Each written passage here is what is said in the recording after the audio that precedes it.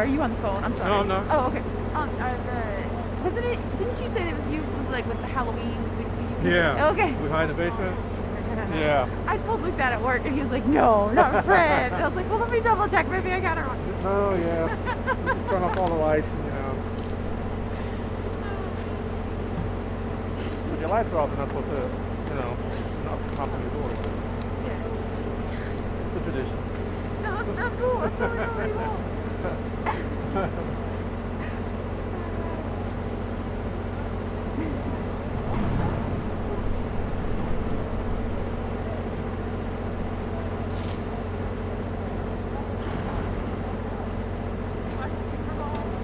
Yeah, I was surprised. With the like scorpion. Yeah, I thought it was gonna be the other way around. Yeah, that was like, I wasn't really paying attention too much in the second half because I was like, it's not really a close game. Yeah. At that point. Kansas City's been down before. They'll find a way. But Yeah. Not yesterday. But the defense was so. Awesome. The defense was, yeah, it was Yeah. like Like the Ravens was years ago when they won the Super Bowl. Yeah, that was different. Yeah. So I was like, man, like he was not hard to throw. Like he didn't find it. I don't want to see Brady get another ring, but I guess I got to give it to him now. You know, Yeah, 43 years old. I was impressed. I was like, because I wasn't sure if it was just like the New England team and like and they did cheat a bit. So I was like, I wasn't sure like, but the fact that he like. You know, brand new team. Yeah, I was like, okay, well, he is really, really good. New team, brand new culture. Yeah. No Belichick, whatever. Yeah, exactly. So I was like, okay, then. Oh, here we go. Thank you.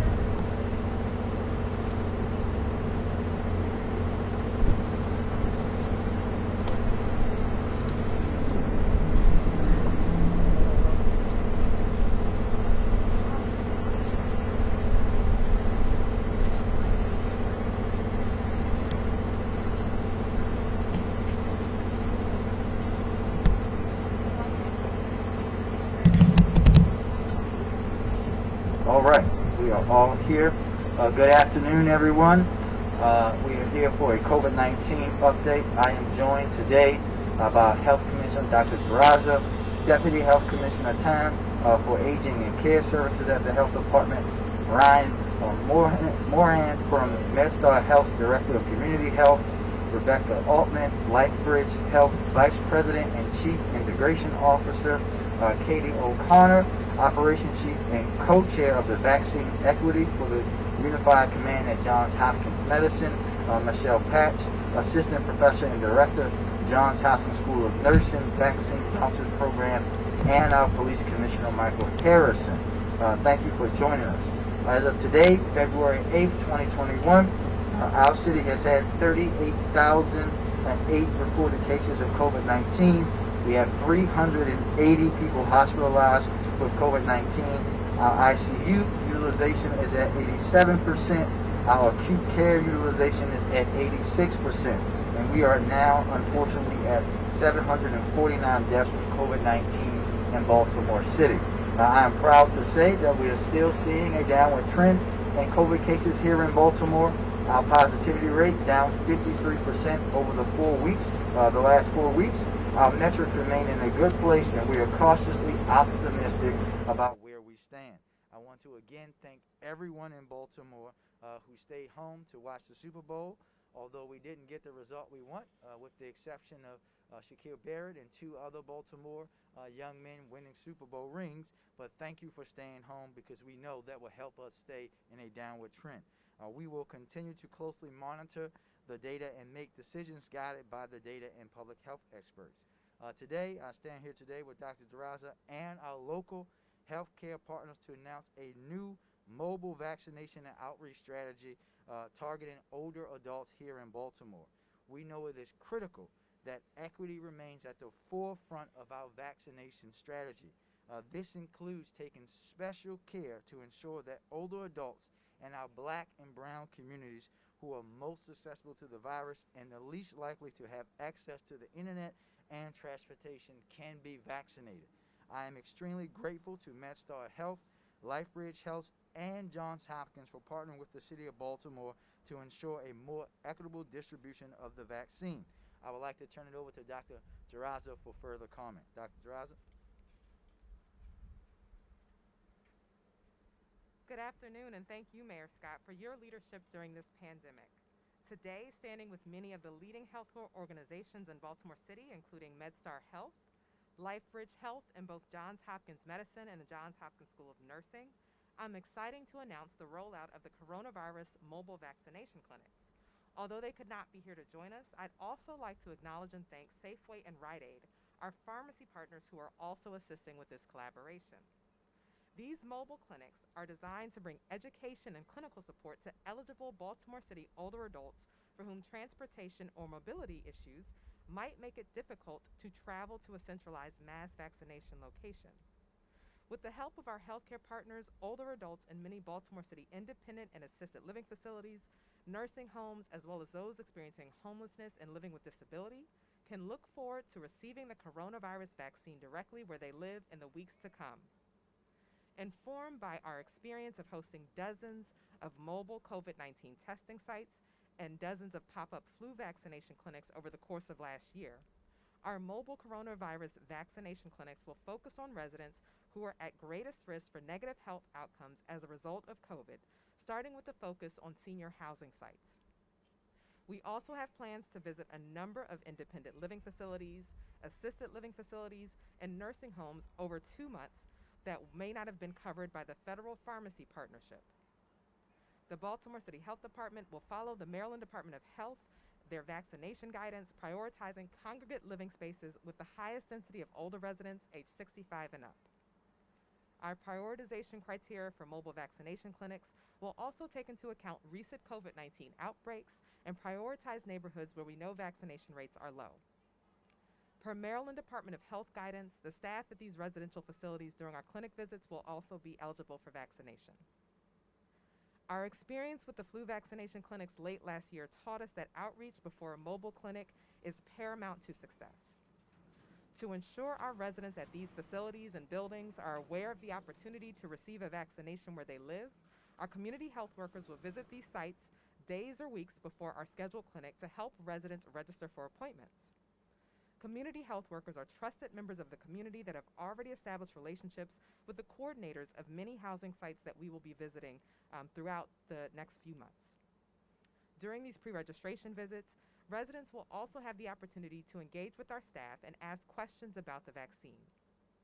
As mentioned last week, while our vaccine supply remains low, we will currently be able to vaccinate approximately 50 to 100 residents per mobile vaccination clinic during one visit.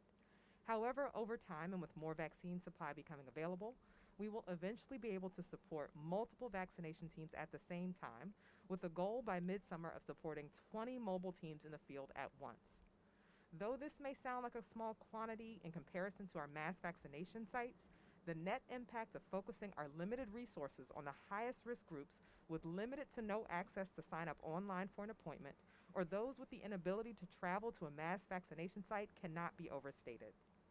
We know that there have been challenges with distribution so far and have urged patience for concerned residents as we and our partners are working tirelessly to create non-internet-based methods of appointments and create opportunities for those residents with mobility or transportation concerns so that they can still receive their vaccines. Today, we hope that some of our older residents and their concerned caretakers can begin to feel some sense of relief. The health department and our partners will be coming to you to provide vaccines in the weeks and months to come. Thank you.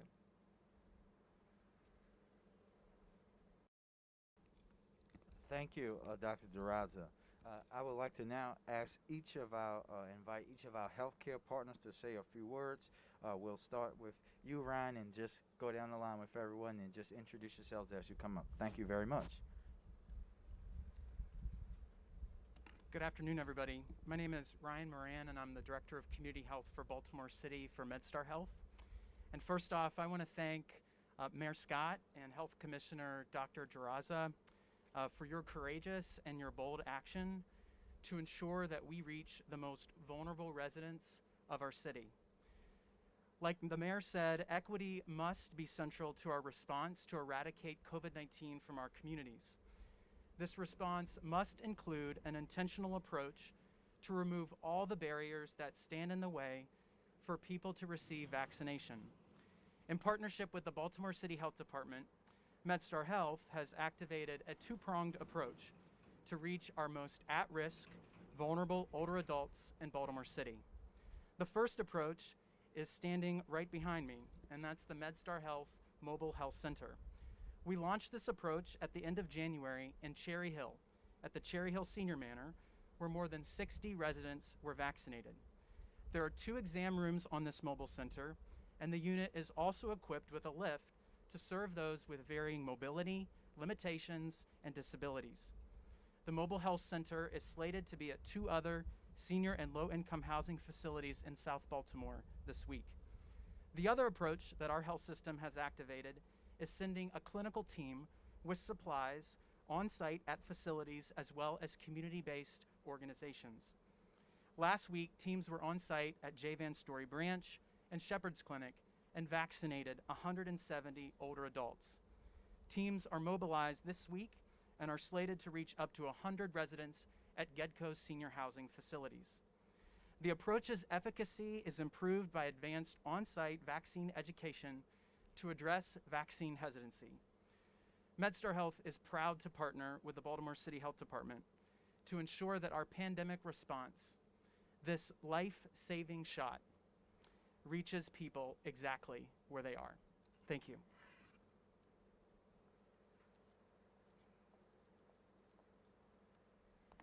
Good afternoon. I'd like to thank the Mayor Scott and Dr. Duraza for inviting us here today. I'm Rebecca Altman, Vice President and Chief Integration Officer for the LifeBridge Health System. We are so proud to join with the City of Baltimore and our fellow health partners in this important initiative to bring COVID-19 vaccines into our communities. We are also excited to be launching our new LifeBridge Health Care Happens Here mobile unit at this time. This new mobile resource allows us to bring more of our healthcare services, including vaccinations, directly to the residents we serve. The program builds on a pilot project we held over the summer following the onset of the pandemic. We took 2 employee shuttles and turned them into mobile units to bring healthcare providers into the community for COVID-19 testing to our most vulnerable and needy population. Those initial units made more than 315 patient visits during this 6-week period of time. Our teams are doing a final installation of the new equipment in the van this week, and early next week, the new LifeBridge Health Care Happens Here mobile unit should be ready to roll out. We are so pleased that the timing coincides with this coordinated vaccination initiative to help older adults in eligible priority populations and groups who have mobility issues, transportation challenges, and who are most vulnerable to get the vaccine. Our first mobile vaccine clinic will be focused on senior living facilities in West Baltimore, near Grace Medical Center. We are targeting February 19th to begin the mobile vaccine clinic in identified facilities, Harlem Gardens and Chase House. Our teams have always been proactive in our community-focused approach to caring, and the COVID-19 pandemic has certainly caused us all to dig deeper in finding new ways to care bravely and make positive impact on the health of our communities. We look forward to continuing our work with the city and with our clinical partners in this exciting new vaccine initiative. Thank you.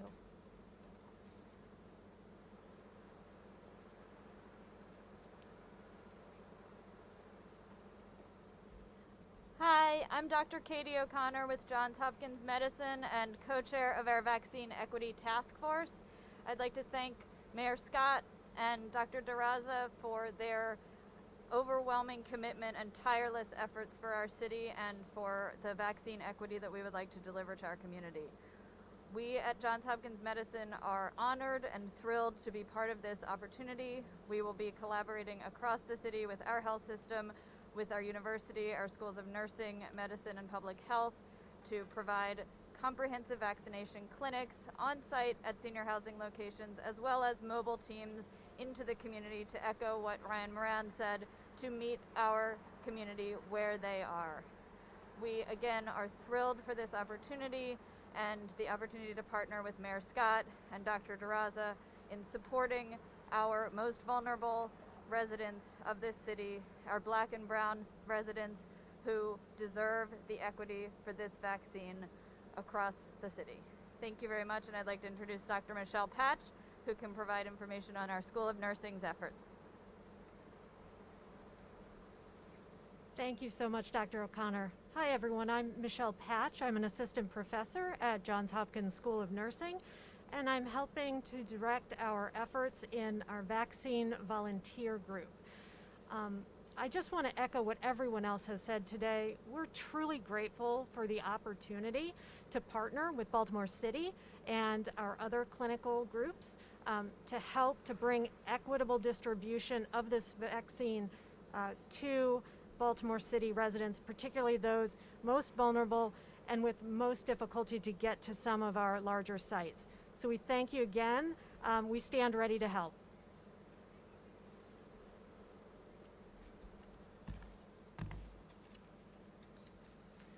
Thank you all very much, and just so that everyone knows, this is just one example of what the vehicles will look like. All of our partners have vehicles that are similar with a similar function.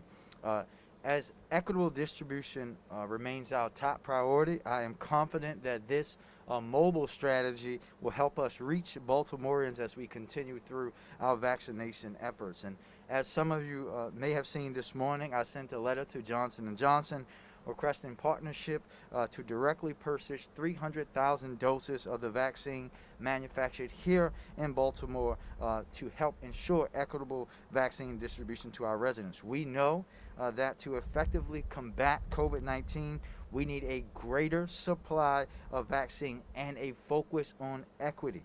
We must develop a model for distribution focused on efficient and accessible vaccination strategies that put equity and harm reduction at the forefront of policy and planning operations. Due to inadequate supply, we know we are struggling to distribute the vaccine to our residents in a swift and equitable way that we must do it in order to combat this deadly virus. To date, nearly 44,000 first doses have been administered by a combination of the Baltimore City Health Department and our 11 hospital partners here in Baltimore. But unfortunately, due to prioritization dictated to us by the state and the extraordinary low supply of vaccines supplied to the city, only 3.4% of Black residents have received their first dose of the vaccine, and that's just simply unacceptable. Of those doses that have been delivered by healthcare providers in Baltimore, less than 20% have been distributed to the city's health department, giving the city a very limited ability to improve this disparities. I want to thank our health department and all of the people working tirelessly to ensure Baltimore residents are vaccinated as quickly as our supply allows. But we see in these numbers what is needed. What is needed is the supply. I want to thank Johnson & Johnson for selecting Emergent Biosolutions to manufacture the life-saving vaccine here in Baltimore City. Emergent is and remains a strong partner to the city of Baltimore, and we are proud of its role in fighting this pandemic. I believe that through this proposed partnership, Johnson & Johnson and Baltimore City can show a commitment to equity and efficiency in vaccine distribution in a way that is unprecedented across the U.S. We have the opportunity here to focus on equity by ensuring distribution to Black and brown communities that have been historically underserved by Big Pharma. And with that, we'll take a few questions.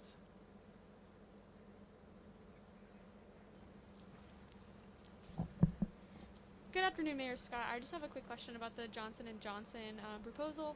I'm just curious if you've had previous conversations with Johnson & Johnson that would sort of indicate a partnership like that is likely to take place. Obviously, I'm sure there have been prior conversations about emergent biosolutions and stuff like that, but wanted to ask about any prior conversations. This is about doing what's right and what's needed for the city. And we're just very hopeful that Johnson & Johnson will realize where we are right now and where we are as a country, as a city, and do something that will benefit a city in which they are producing their vaccine. Thank you. Alexa? Quick follow-up to that. How confident are you that that could happen? What's the likelihood? Do you think it could happen? Well, we don't know, Alexa, but this is you miss 100% of the shots you don't take. This is about doing what's right for the residents of Baltimore City, and this is why we decided to do that. And what we're hopeful for, and we know that there's other barriers that we will have to cross. We'll be talking to our federal partners about those. What we're hopeful is that Johnson & Johnson will recognize that they are making this vaccine here in Baltimore, and it would be a shame if the Baltimoreans didn't directly benefit from it. Can I get a comment for you on the officer who was in field training, now facing assault charges? How will the city continue to build public trust following an incident like that? Well, again, I think let me first thank the police commission and his team for immediately moving to have that officer or probationary officer terminated.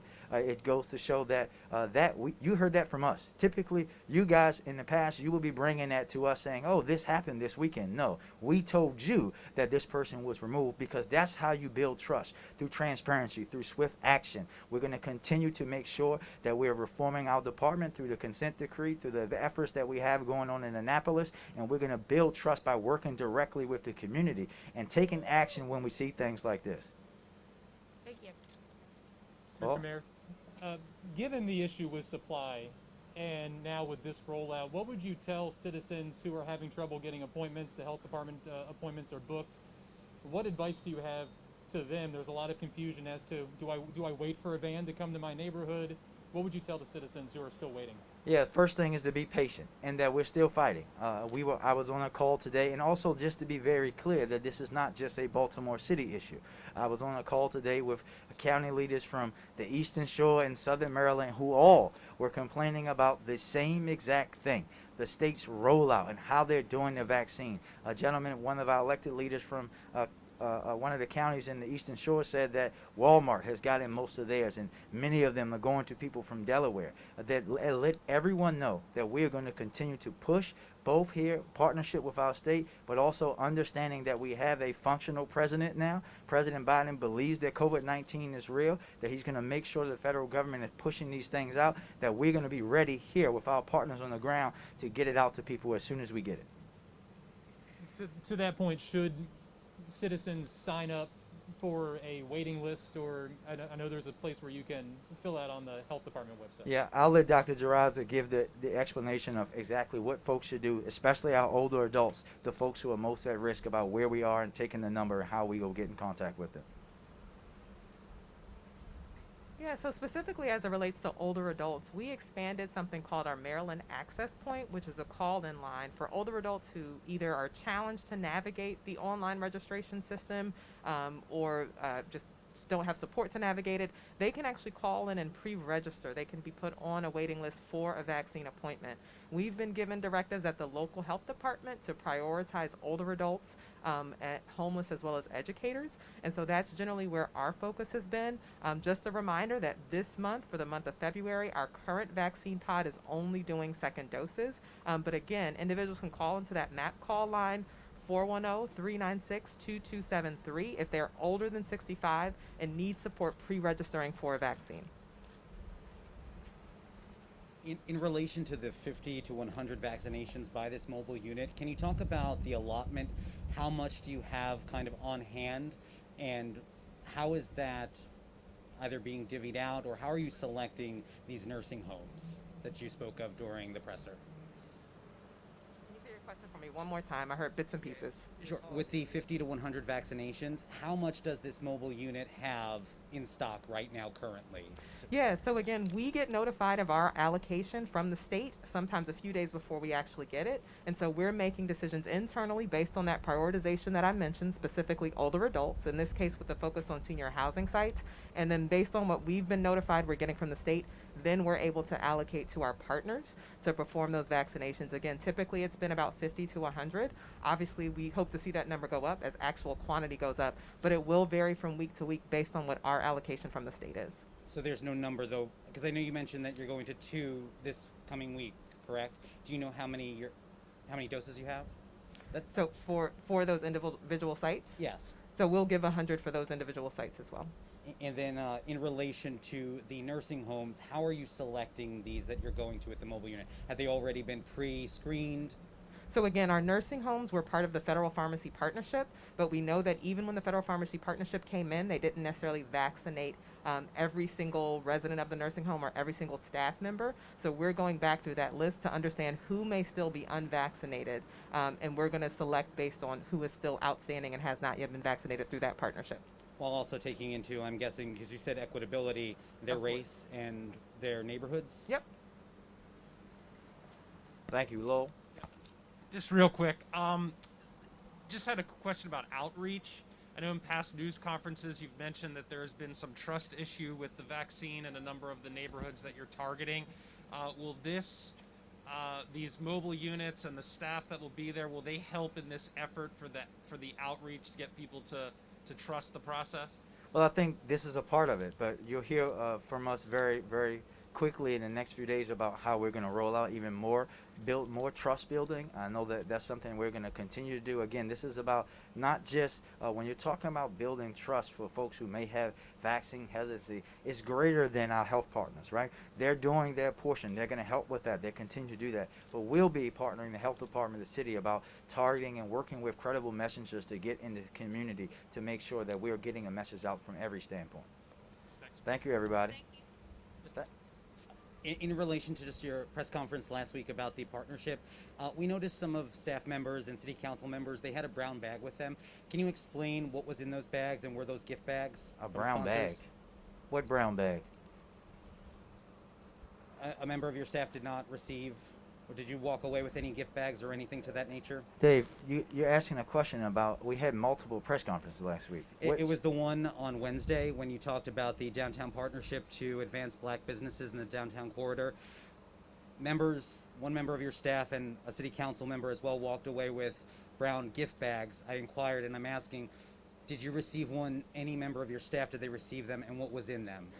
Yeah, so as you should know, we put those things on our ethics sheet. You will find a sheet for that, which includes a face mask, a face mask that'll be on our ethics sheet for next year because this one has already been filed. Anyone that you should know about me, you should look at my history. My ethics sheet is always going to have lots and lots and lots of things on it because when things get given to us at an event like that, we're going to report it and do the legal thing. Thank you.